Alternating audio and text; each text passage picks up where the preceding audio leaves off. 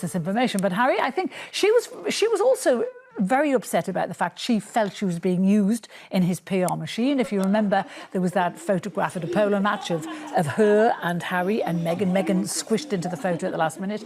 And this lady said, quite right, she didn't want to be used as part of his PR machine. And I totally agree with her.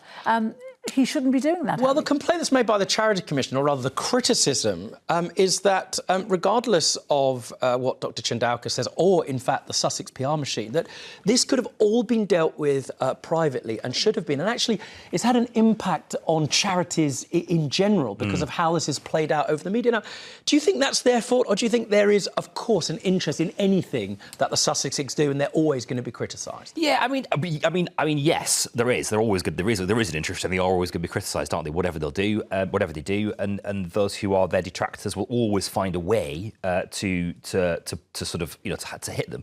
I think clearly it is an internal disagreement. This and.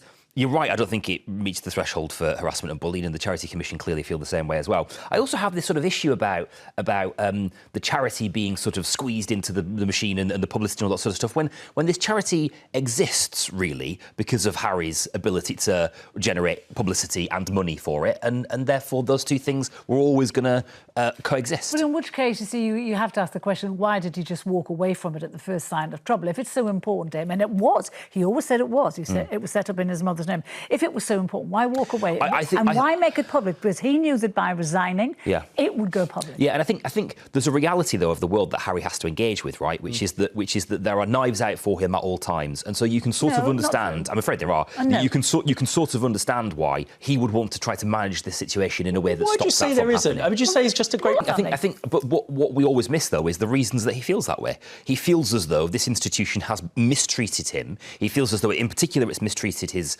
wife. He's felt the need to protect them, and he is perfectly entitled to say this institution that I no longer want to be a part of is no longer fit for purpose, or whatever it is. No, he described his father and his brother. Call them all racist. He described his father and your sister-in-law. When you're in a situation like that, though, you've sort of got to do whatever you can do to try and get a hold of a story that was clearly slipping out of their grip.